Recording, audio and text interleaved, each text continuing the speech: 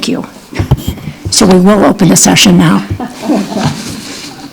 Can I have report of action taken in closed session from our general counsel?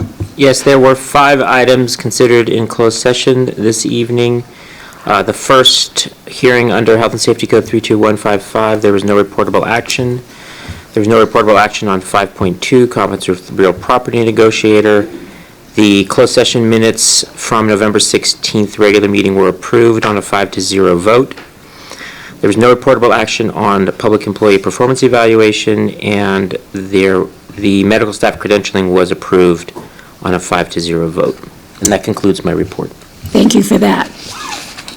Are there any deletions or corrections to our posted agenda? Okay. Hearing or seeing none, we'll move on to input from our audience, and I'm so excited to see so many people in our audience today. But this is an opportunity for our members of our audience to make comment on anything that's not on the agenda. So if you want to make a comment to the board, we ask that you come to the lectern and give your name for the record, and then you have 3 minutes to speak. Do I have anybody that wants to do public comment? Okay, seeing nobody getting excited and nobody standing, we'll move on. You do a roll call. No, we don't do that. Input from our Employees Association. Is there anybody here from the Employees Association that would like to speak? We always give that opportunity if there is anybody that would like to do that from our employees. We'll move on to item 12, our consent calendar. And these usually are non-controversial documents. They're either reports, minutes, or policies that have been already reviewed. So do I have anybody on our board that would like to pull anything from our consent calendar? Yes, this is Director Barnett. I'd like to pull 12.5, approve a committee charter. Okay, so we'll pull that and we'll address that under, what's the number on that one that we do? It's after 15. Is there anybody from our staff that would like to pull anything from our consent calendar? Okay, if not, we'll just have that one item to discuss. Our next item is just for board discussion, and this is our 20... On the consent calendar? Oh, I'm sorry, thank you. Public comment and then vote. Okay. Any public comments on our consent calendar? Okay, having none, can I have a motion to approve the consent calendar without item 12.5. 12.5? So moved, Dale. Okay. I'll second. Okay, so it's been moved by Director Shanlon, second by Director McGarry, that we approve the consent calendar without 12.5. All in favor? Aye. All opposed? Then the calendar is approved without that one item. Moving on to item 13, and this is our 2023 Cancer Center Quality Report, and we have Dr. Capel and Kelly Bottomley to speak. And Dr. Capel, we're going to let you sit for this one. Yeah. And do we have this perfect. All right. And it's on. Okay. Can you hear me okay? Yeah. Yes? Yes, okay. So I have laryngitis. I apologize, so I will try and project my voice. Thank you, everyone, for having us here tonight. So my name is Erin Copel. I'm a medical oncologist, and I'm also the medical director of the cancer program. I'm here with my fabulous group, Kelly Bottomley, our certified tumor registrar, and then, of course, Dr. Reichert and Dr. Semrad and Derek Baden. Just as a note of why I'm here and Dr. Kame isn't, is that Dr. Kame retired in July, and in the last 6 months, Dr. Semrad and I have been sharing her duties. So I'm here to present on our report to the board. So thanks for having us. Next slide. Or am I advancing it? Perfect, thank you. So you've seen this before. These are our cancer center milestones in terms of numbers of new patients from the inception of the program to current. And, over the years, things have obviously trended up. You do see a plateau there from about 2020 to 2023. And I think we kind of expect this to be the case. And so we're not surprised by this. We've had tremendous growth over the years. This next slide shows that pretty much every time a new provider comes on, there's an uptick in number of new patients. And so, we're here in 2023. Dr. Sonia Reichert has joined us just recently, and she will be taking over the position of the Medical Director of Quality. So next year, she'll be presenting, and we're so happy to have her. So we'll see how the new patient volumes increase over time with her joining. This slide indicates the kind of the same graph with our accreditations over time. And, we've had various accreditations over the last few decade plus. And in terms of new accreditations, we don't plan any, but we have recertification going on at different intervals of time. Our radiation program, which is, the leadership is Dr. Lagarza. She couldn't be here tonight, but she's our medical director of the radiation program. And this is something just to highlight that since 2020, we have seen a decrease in the number of fractions. But what's happening here is that new data has come out that it's better to give a less number of fractions with a higher dose. So it increases compliance, it increases quality of life. So essentially, it's the same biologic dose that's given, but just in a shorter amount of time. The total patient visits year over year kind of continues to increase. We're looking at, about 4,800 medical oncology visits in 2023 and about 620 radiation oncology visits in 2023. Now, in terms of highlighting the different things we're doing, so one of the big things that we do is our research program. And our research program, I would call it soaring, at the direction of Dr. Semrad. He's our medical director of clinical research, and he's taken the program to new levels. He took over from someone that was less qualified. That would have been me.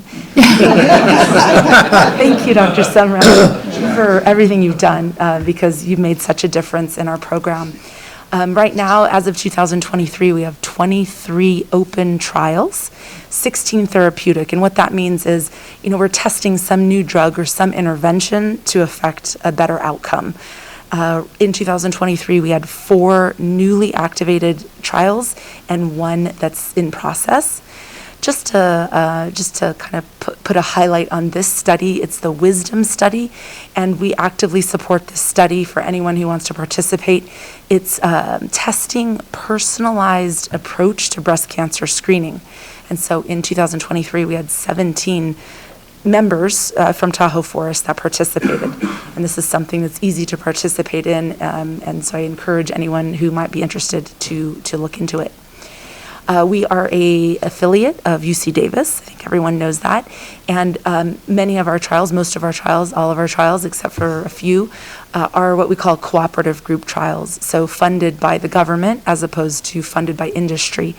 And so year over year, we do see that Tahoe Forest Cancer Center is one of the leaders in the network. So there's different participants within the network. We're one of them.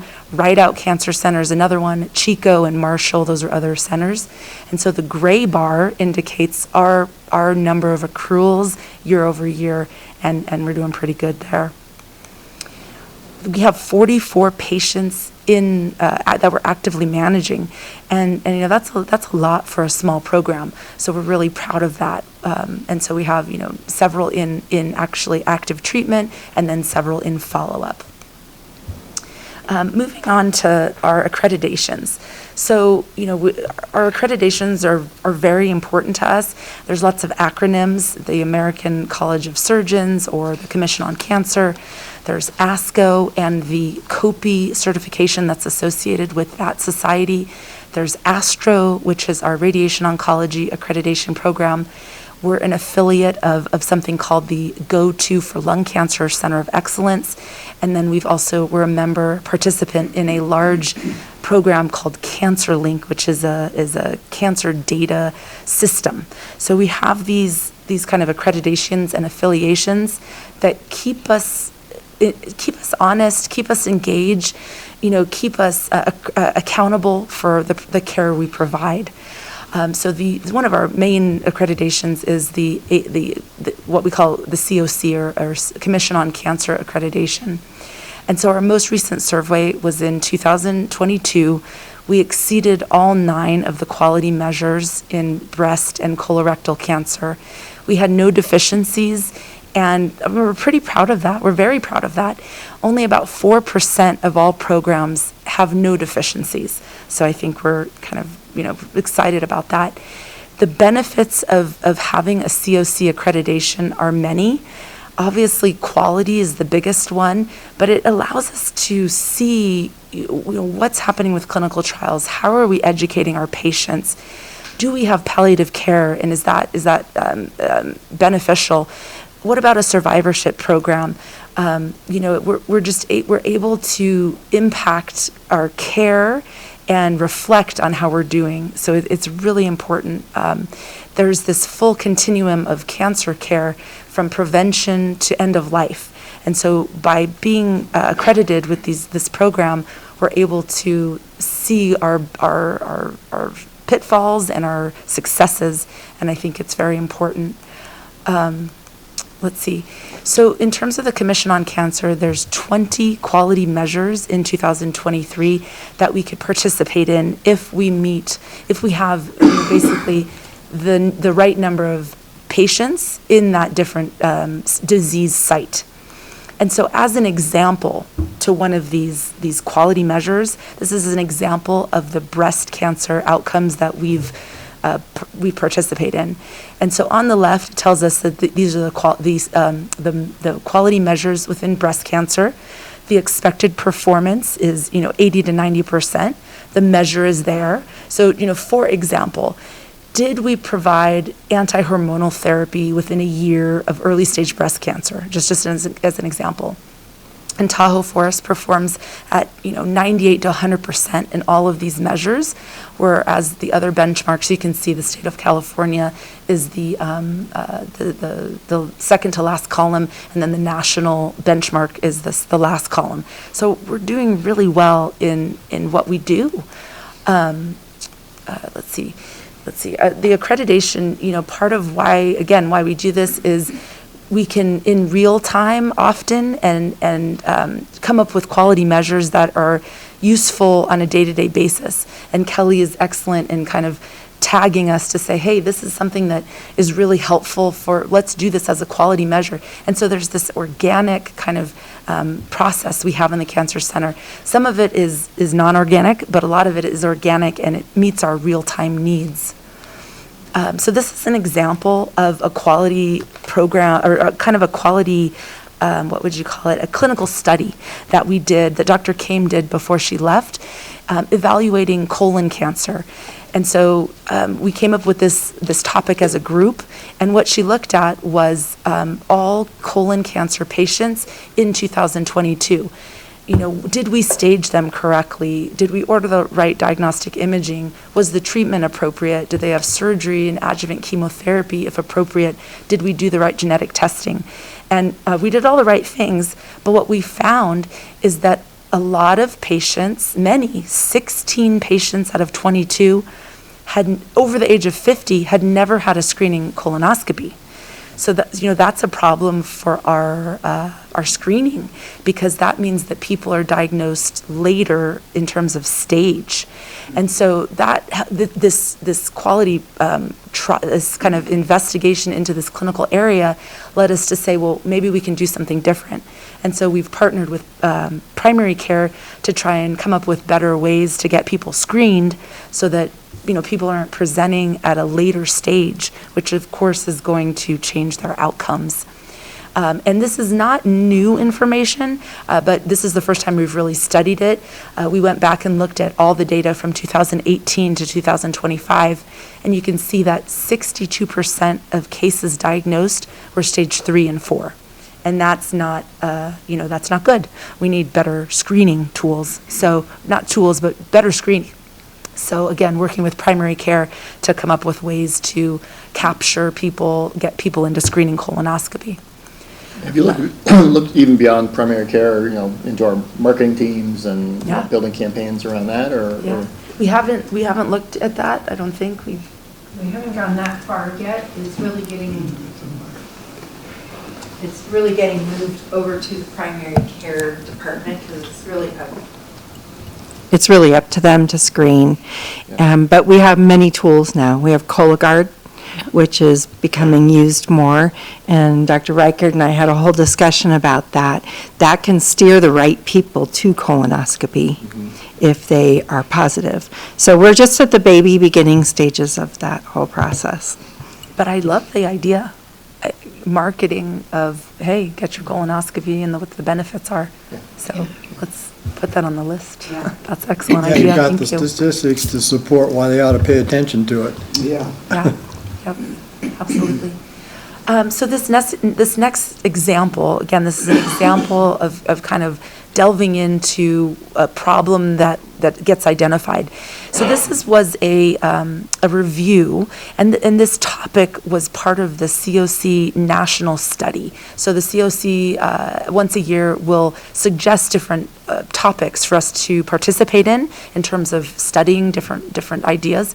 And so this was trying to figure out, why do people miss their radiation appointments? And what we determined after review of our data is that the top 3 reasons were 1, weather in terms of winter storms, number 2, transportation issues, and number 3, patient illnesses not related to treatment. And so, the idea is, well, what can we do to help? Weather, well, we really can't do anything. It's out of our control, and we acknowledge that. But transportation, we can do something. And so what we did was obtain a grant from the American Cancer Society of $20,000 that provided gas cards to patients in need. And so that was amazing, and people were so grateful for that. We also have a relationship with the South Lake Tahoe Cancer League. As you might know, many of our patients come from South Lake Tahoe, and so they are a volunteer service of drivers who drive people up. So that's really helpful. And then long-standing, we've had a relationship with the Hampton, where we have a program which we subsidize lodging for certain people who meet certain criteria.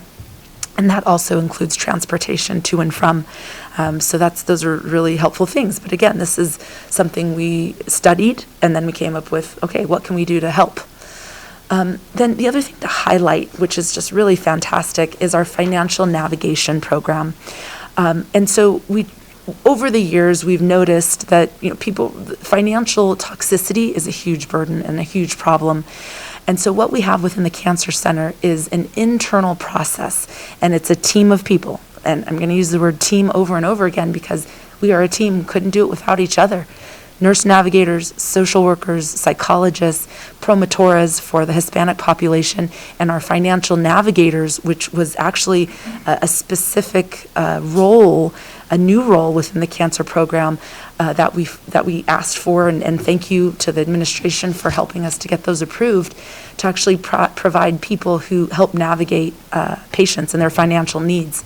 And so this slide is really a great slide. And this kind of outlines the copay assistance programs and other money that we've found and gotten to the patient's hands. So the top line, number 1, it's kind of the copay assistance in dollars, and it reflects A and B. So $132,000 of copay assistance for oncology drugs and non-oncology drugs. And so that money goes back to the hospital. And I mean, that's a big dollar amount. C is relating to free drug program. So for example, if a drug is not approved or there's no other way to get the drug, we have people in the Cancer Center who search out free drug.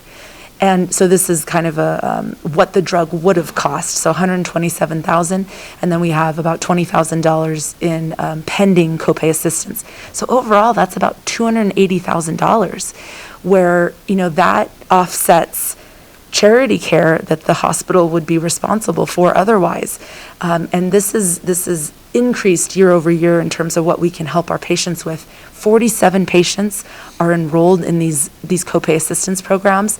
And then moving on to number 3, disease-specific grant enrollments. So there's these different charitable organizations. So for example, LLS stands for the Leukemia Lymphoma Society. And then, we have a breast cancer charitable organization. And in total, these organizations have provided $75,000 of grant assistance to patients. And I mean, that's amazing. And that's somewhat of a new thing we've been doing over the last year or two. And that money goes directly to the patients. They can only use it for, their care specific needs. But again, another way to, offset charitable contribution that, might be ballooning over the years. And so we're really proud of this program, this financial assistance. And this is at the direction of Barb Arnstein. She's our operations manager, and her staff, Alicia Ackerman, and many other staff members who are just amazing at helping. I apologize if I missed, but the source of that funding, is that grants or foundation dollars? So the oncology drugs, the copay assistance comes directly from the drug company, so from the pharmaceutical company. The free drug comes directly from the pharmaceutical company. The grants come from charitable organizations. Thank you.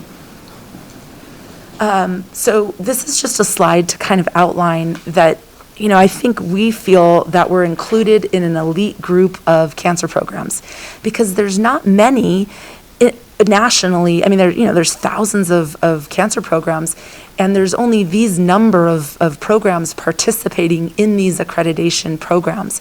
So we're really proud of that. And, I think it's just, it shows that we're willing to put our best foot forward and our worst foot, so that we can see what we're doing wrong. Again, that accountability, I think, is so important, and so we're proud to be part of these accreditations and affiliations. One thing I will say, we are the only triple accredited program in the region. That includes Reno all the way down to Davis. And when you say triple, you mean American College of Surgeons, so COC, ASCO, COPE, and then ASTRO. Yep. Thank you for pointing that out. That's a pretty big deal. It's a big deal. It's a huge deal. So what's the secret sauce? We always talk about this. Well, I think it's because we're small and we're able to communicate. Communication is always the main problem. And so we communicate every day. We talk about every patient every day. Everyone there in the cancer program is committed to excellence, and we have this constant process improvement, and it's not a directive, it's just a way of life. It's an organic way of life, and we're not shy to see our flaws. So I think that's the secret sauce. In terms of change, just to kind of summarize, because we do have some big changes in the process. So Dr. came here for over a decade. She retired from full-time practice. She helped us out as a covering doctor up until Monday. Monday was her last day, and we wished her well. Dr. Sonia Reichert, who we spoke about earlier, she will take over. She has taken over her role and will work in the new year with Kelly as the medical director of the quality program. And she comes with excellent experience in all kinds of things, cancer and quality and medical staff, and so we're so happy to have you. Karen Aaron, she's a longtime nurse navigator. She actually started as one of our infusion room nurses when the program first started. She transitioned into the nurse navigator role, and she developed the nurse navigation program. She's retiring, and she'll go on to per diem as helping out with our oral chemotherapy program. Abby Thomas, who is our clinical nurse manager, she's stepping down in that position, and she's going to transition into Karen's role into nurse navigation, and we're super excited about that. Katja Lektorik just started on Monday as the new clinical manager, and she's getting up to speed, and she too comes with lots of medical oncology and radiation oncology experience. She comes from Reno, and so we're happy to have her. Our pharmacy program is also getting bolstered, and I just want to give a shout out to the administration for helping support that, because that has been difficult in the last year. So we have Mark Lawson, who is board certified in oncology. He's joining us soon, as well as JB Topol. So we'll have two really specialized pharmacists, which is going to be a new thing for us, and we're really excited. So I just want to say in closing, thank you for having us. It's a team effort, and the reason it works is because that we all, in the cancer program, and I think the hospital district too, we care about our patients. We care about the quality of care that we offer, and we care about each other. And again, thank you to the administration and the board for trusting us and supporting us to do things the way we think we should do it. So thank you. And that concludes my presentation. I'm open for questions. Well, thank you for that presentation. I'll ask the board if they have any comments or questions. Yes, in a previous report from Dr. Kane, she advises that roughly 50% of the patients come from outside of our normal service area. Does that pattern still hold? That is still true. That is still true. Yeah. Okay. He doesn't need a I was going to say. I know he doesn't, but folks at home. So actually, we did a zip code analysis over the past couple of years, and I think it's 74% of our patients come outside of the town of Truckee. Outside of Truckee, but the service area for the hospital is greater, North Tahoe, et Correct. cetera. We consider our service area all the way from Mammoth to Susanville, Reno to, Sac. Okay, Wow. yeah. 74%. 74% come outside of our immediate district. Okay. Yeah. Okay, wow. Any other questions or comments? No, it's just a comment. Just thank you, each and every one of you, for what you do. My goodness. Yeah. Certainly, it shows the team approach works. I want to add one more comment, which is that, I know from people who have used your services that they love you, and you've gone so far out of your way to help these people. It's made such a difference in their lives that you are why I'm on this board, because you represent the best. So thank you. Thank you so much. Thank you. Our pleasure. And we look forward, Dr. Reichert, to have you next year giving that report. Then we'll move on to item 14 for board action, the memorandum of understanding, and I think Louis Ward, our COO, will be presenting.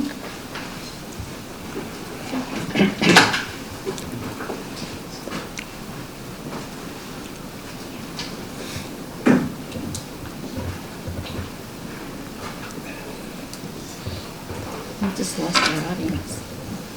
Oh, yeah, Every time Louis comes up, it seems like. everybody. Greatness right before me? Mass exodus. Kids on. Oh yeah. People Yeah. Yes. Of course, in the board packet, there is a memorandum of understanding with the Tahoe Forest Health District and also the Gateway Villages LLC. And tonight, we are looking for approval to move forward with an MOU or engage with that MOU. So we're seeking your approval, and I'm here to answer any questions you may have on that. So the board had an opportunity to discuss it during closed session. We have a copy of it. I think we've asked some questions, but does anybody have any further questions? No. No. Okay. Any questions from our audience regarding the MOU? Okay, seeing none, can I have a motion to approve the memorandum of understanding to transfer residential housing density between Tahoe Forest Hospital District and the Gateway Village Truckee LLC? So moved. Second? Okay, so it's been moved by Director Barnett, second by Director Brown to approve the memorandum of understanding between the transfer of residency housing, et cetera, et cetera. All in favor? Aye. All opposed? So the memorandum is approved by the board, and you can move forward with that. Thank you, Chairwoman. Thank you for your work on that, Louis. Absolutely, thank you. Okay. So Director Barnett pulled our charter for the community engagement from our consent calendar. And do you want to speak to that? Yeah, I wanted, first I need to find it. Yeah. What page? It should be at the bottom. What Further page is it down. going the wrong direction? Yeah. No. So, Your packet, it would be page 40 you don't- on your Page packet. 40? Okay, yeah, thanks. you pull up, if you pull this up, Oh, yeah, okay. pull that up, and then just hit it.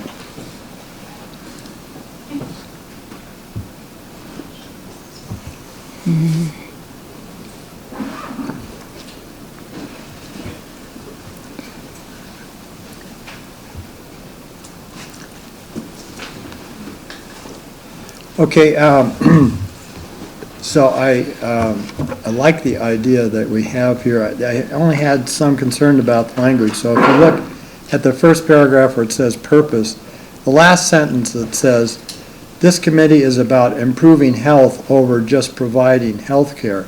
I think I know what that means, except that it seems to me literally that we're going to be more about the one thing than the other. So I thought it should read, "This committee is about improving health in addition to providing health care." So I thought that language should change because I think it clarifies it.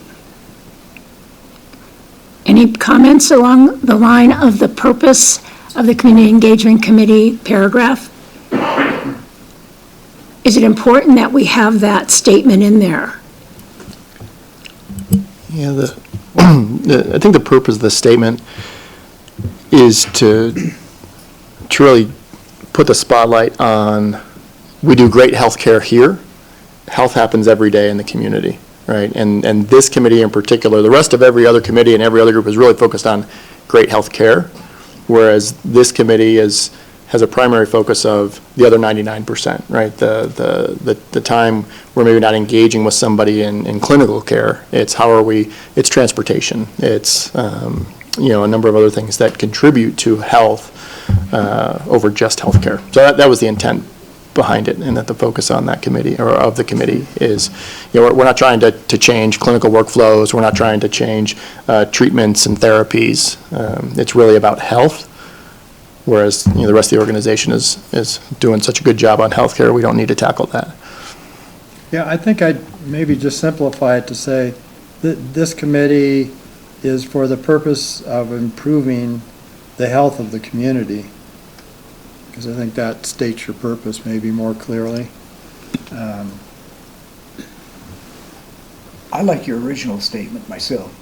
Or, the other way. One of my least favorite words in the world is the word just. Yes.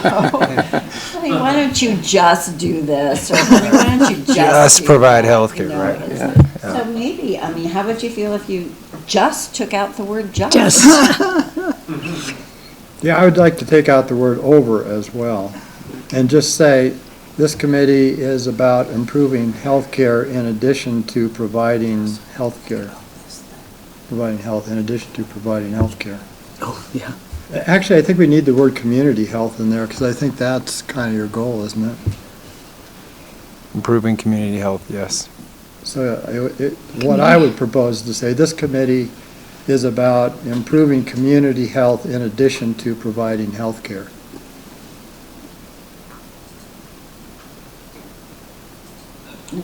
It's not elevating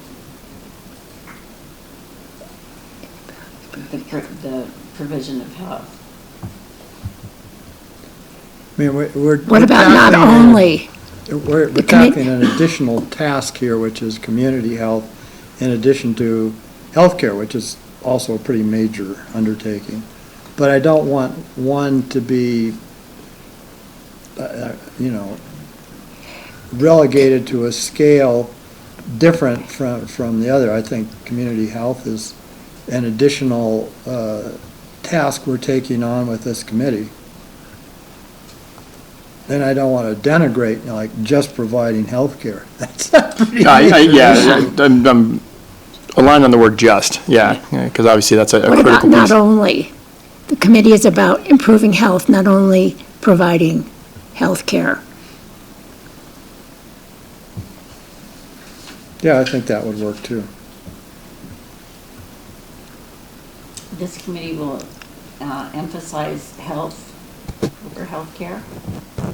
No, I don't think we're trying to, we're not giving up on providing Healthcare. health care in the community, or we're not going to do low-quality No, healthcare in again, the I think the community. intent is, we're trying to separate this committee. Again, we're not trying to change anything about the hospital, we're not trying to change anything about the doctors, about the protocols, about what we're focused on is health. Just for the, we're not making any statements about the Tahoe Forest and what our priorities are. We're saying just this committee is focused on health. Then So I why would can't use you the just word end it focus there? and say, the committee focus is improving community health, and just say that. Okay. Is that okay with everybody? Yeah, I think that'll work. Okay. It's a very simple change, so. I see some people from our audience making comments, so you're interested in that change? I like that change. Okay. Through the chair, if I may, there's one additional complication in that, under guiding principles, one of the principles is prioritize health over healthcare. So we don't want this charter to be inconsistent with itself. So if your intent is to change that guiding principle, then I would ask the board to consider that one phrase as well. Yeah, I would have that same objection to that. Oh, at the bottom. Potentially, you could similarly reducing a couple of words here or removing a couple of words. So instead of prioritizing health over healthcare, it could be prioritize community health. Or just say community health is the guiding principle. That's the focus of it. So if we keep it simple like that, we're not kind of comparing or contrasting, which I think causes some problems. So I would actually move that we just make the first change we and could the probably second. Yeah, but a guiding, as a guiding principle, community health isn't necessarily a guiding principle. The thought on this is, how do we make decisions, right? We make decisions, we're going to prioritize projects that focus on health over projects that focus on health care. So that's a guiding principle, right? We're looking at health and not healthcare. Not the Tahoe Forest isn't, but this committee. So it's a guiding principle for the committee. I don't know if I'm happy losing. Well, then I'd use the that. same language and just say focus on community health. Yeah, and I'd be comfortable with that. So I think both of them are just focusing on community health. Okay, so if we looked at the paragraph, Michael, do you want to see what will be the substitution for the committee is about improving health over just providing? So what would the statement be? I think we would just say, this committee is about improving community health, period. Well, I'd Lose say the rest. focus and not use about. Yeah.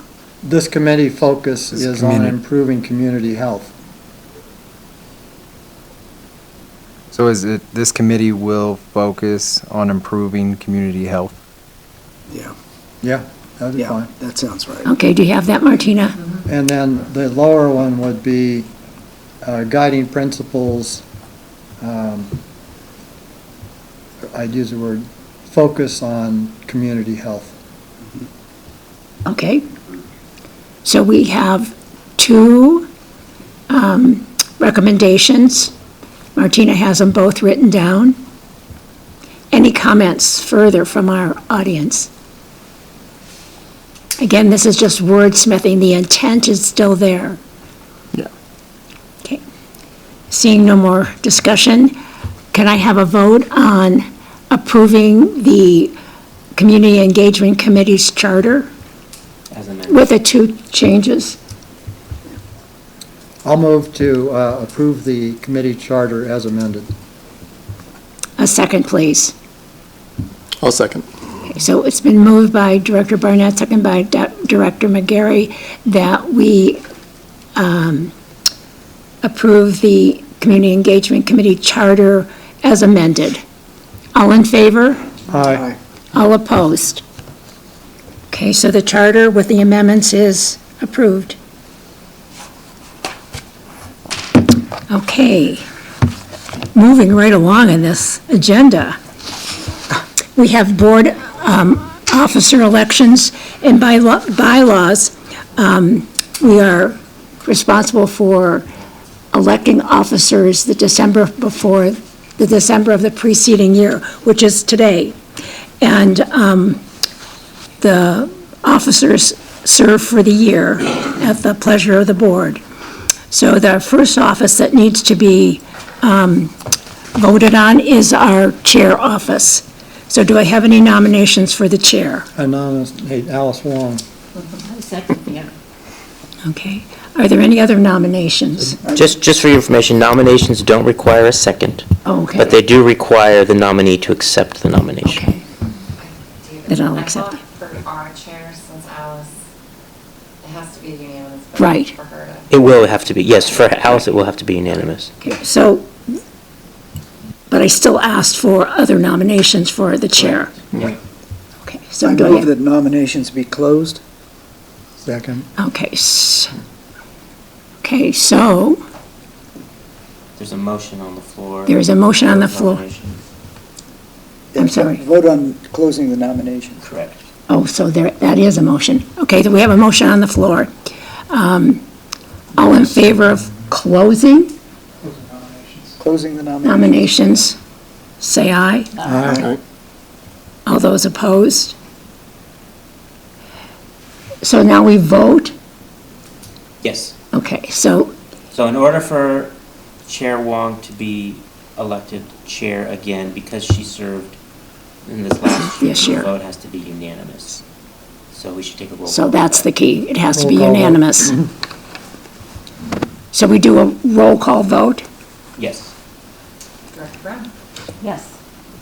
Director Shamblin, Yes. Director Barnett, Yes. Director McGarry, Yes. Director Wong. Yes, You have to make it unanimous. yes. So thank you so much. Yeah. You. Thank you. Thank you That's for what the I work you said. do. Then we're going to have the supporting team. So we have the vice president, or I'm sorry, the vice chair's position. Are there any nominations for the vice chair? I would nominate Michael McGrath. McGarry. Yeah. The other country singer. And will you accept? Absolutely. Any other nominations for vice chair? I move the nominations be closed. Second. Okay, so all in favor? Aye. Aye. Is that unnecessary? Is that sure? And this vote doesn't have to be unanimous. All in favor of Director McGarry being vice chair? I wanted McGrath. You have a guitar? I do. Good. Yeah. Okay, Very nice. also known as Director McGarry. All in favor? Aye. All opposed? So, welcome to your position again. We're at it again. Our next position is our secretary. So could I have a nomination for secretary? Who right now is, I think I'm the secretary. Yeah. I think I'm secretary. somebody else want to make a nomination? Otherwise, I nominate Mary Brown for secretary. All right. that's fine. That's fine. The enthusiasm. I need you to accept. I guess I accept. Such enthusiasm. Okay, so close the nominations. I move to close the nominations. Closing the nominations? I need a second. I'll second. Okay, so it's been moved that we close the nominations.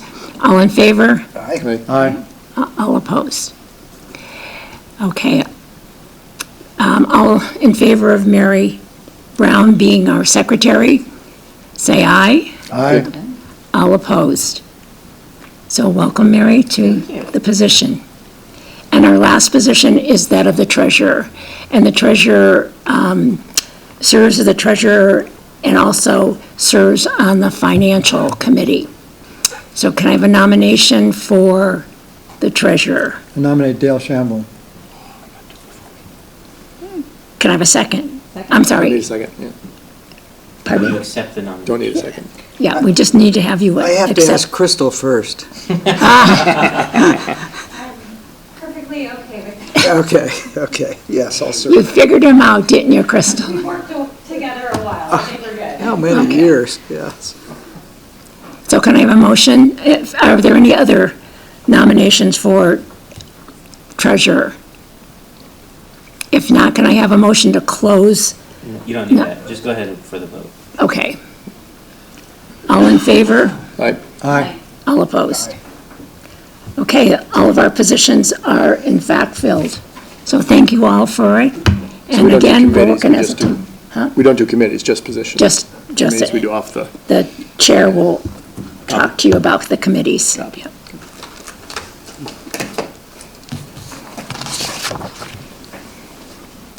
Speaking about committees, do we have any board committee reports? I do, Did our ad hoc Yep. meet? but Okay, it's not an ad hoc anymore. that's right, I'm sorry. Yes. We official. You're in a community engagement committee. I actually had two, I only have one report, unfortunately. There were two meetings I was supposed to be part of. I was out of country during the foundation meeting, and I was unable to connect for stupid reasons. But anyway, so I missed that. My apologies for that. On the community engagement committee, we had our second meeting. Yeah, as I envision, the next couple of meetings are going to be really about setting process, right? Really, probably not as much defining who we are, but kind of understanding what's been done, how we're going to work. And in that spirit, well, we worked on the charter, which was approved tonight with a few changes. We presented a draft of a working group structure for the team to think about between now and the next meeting, the recognition that there is far too much work to be done in committee, right? And even kind of outside of committee without some structure around that. So we presented an initial structure for feedback, and we'll continue to refine that in the next meeting. We were given a presentation, what we're calling part one of part many. It could be two, it could be three. The reason for the length of the presentation is it's a representation of everything that we're actually already currently doing, and that's too much for me to even attempt to summarize here. But the one thing we've talked about, I think even within this group, is we've got a lot going on. Sometimes we don't even know, on this part of the organization knows what's going on here. So really just creating an inventory and understanding where we are today, and then starting to coordinate and consolidate some of that so we have better understanding of the work we're doing and then where we might need to go. But again, just, every time I hear about the work we're doing, it is impressive. And I think a lot of it is unrecognized, which is part of the goal of the committee, is to make sure that it actually gets the recognition it deserves. We started to work on the grant policy. Did that? I apologize, my brain's a little, that's still in process, right? I mean, we kind of got a last minute, but we are working on a grant policy that would actually formalize that. I'll use the Kid Zone as the most recent example, as an organization that came in and presented to us, and we really don't have a formal means by which we can evaluate requests or asks of the organization. It becomes really important, especially, well, I think for both, if we say yes, it's like, well, why do we say yes to them and not to them? And then equally important, if we say no, we need to be able to justify it against some criteria that we set. So that'll be, I think, an ongoing, I think it's a tricky one to get that right, to make sure that we have the right structure in place to make our decisions against. So that was as far as sort of the working actions in the committee. We did kick off our recognition program. We really want to make sure we're celebrating the small wins. We're going to be meeting every month, 2 months, 3 months. We're still kind of working what the cadence of the meetings are going to be, but we recognize some of this work is going to be 5 years. This is a long-term, many of these projects are long-term, and if you just wait till the 5 years to celebrate it, you lose momentum. And so we have what I'm calling the GOAT program, GOAT meaning you're the greatest of all time when you win this until the next meeting. And that's when the GOAT gets passed on. We are humbled to be in the presence of the first winner of the goat, and it literally is a goat. It's a little statue of a goat that you got to keep on your, that you got to keep on your desk, is our very own Martina, for the work she's done year over year on the angel tree. There were two reasons for that. One is an insane program, right? Incredible program, the work that goes into it, the value that the recipients get. But it was also intentional picking a program like that in that we do want to continually challenge what we call health, right? It's not just your heart rate, it's not just your blood pressure, it's not just how fast you can run the mile. It's a happy kid on Christmas morning. It's a parent who's less stressed about maybe getting a present for a child. That's health, right? And so within the committee, we want to keep reminding ourselves that health has a very broad definition and we can have impact in many ways. So, Martina, thank you. That's it. Okay. And no other committee has met. Yes, I made the usual monthly report to the Incline Village Foundation. That's a highly engaged foundation. And their success rate is enviable. As many of you in this room know, too, that Julie Teal, one of the owners of Rayleigh's, put on a wonderful party, and a number of us attended it at the Rayleigh's by the airport, up on that upper balcony. They had food enough for 500. We couldn't believe, if you remember. Took some home. Yeah, we were all encouraged to to-go boxes on people. fill our pockets and so forth. All kinds of great stuff. But I'm sure those of you who attended found it was a really great affair. So. Okay. Anything else? I attended the Tahoe Research Rural Health Committee. It's not the real name, but pretty much their board has decided to dissolve both the LLC as well as the 501(c)(3). There have been a lot of challenges to it, and as a result of losing some of their continuous members, they felt that it was not going to be solvent to continue it. So it was dissolved. There are still lots of steps to its closure, but we're working on all of that. And there was a concern that as a UC Davis Center of Excellence, that was our research that was keeping us there. But what we have found, and Harry can attest to this, is that we've got other research going on in the Cancer Center as well as the hospital that can support the research component to being the Rural Center of Excellence. Did you want to add anything, Harry? In the nice report that you saw that was fortuitous tonight by Dr. Ann Coppell, when she shared with you the clinical trials, we're absolutely confident that the clinical trials program fully meets the Rural Center of Excellence criteria. So that's just one of many ways we can meet that criteria. Right. Any other closing remarks from our board? Happy holidays. Exactly. So again, we want to wish everyone here and all of our staff and leaders the happiest, healthiest, and safest holiday season. But wait for it.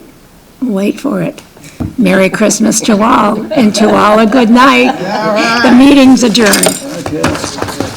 We'll now continue the special meeting, and we'll be going into closed session Right. for performance evaluation.